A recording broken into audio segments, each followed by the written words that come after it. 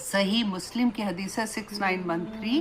اس سے just a reminder, آپ میں سے بہت سے لوگوں کو آلریڈی یہ آتی ہوگی، صبح کے اذکار میں آپ لوگ پڑھتے ہیں کہ حضرت جویریہ رضی اللہ عنہا بیان کرتی ہیں کہ رسول اللہ صلی اللہ علیہ وسلم نماز پڑھنے کے بعد صبح سویرے ان کے ہاں سے تشریف لے گئے، اور اس وقت حضرت جویریہ جو تھی وہ اپنی جائے نماز پہ بیٹھی ہوئی اپنی تسبیحات کر رہی تھی.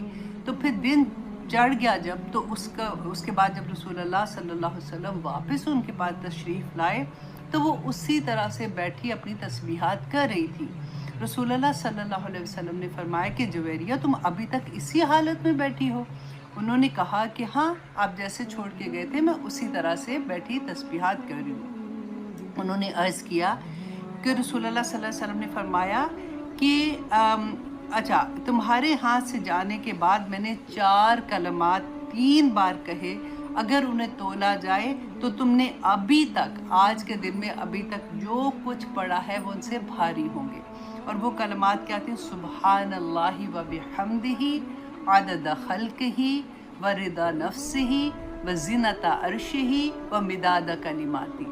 یہ کلمات جو ہے آپ دیکھیں، وہ اتنی دیر عبادت کرتی رہی تھی، اور صرف رسول اللہ نے فرمایا کہ میں نے 4 مرتبہ یہ کلمات کہے تو یہ اس سے وزن میں بھاری تھے.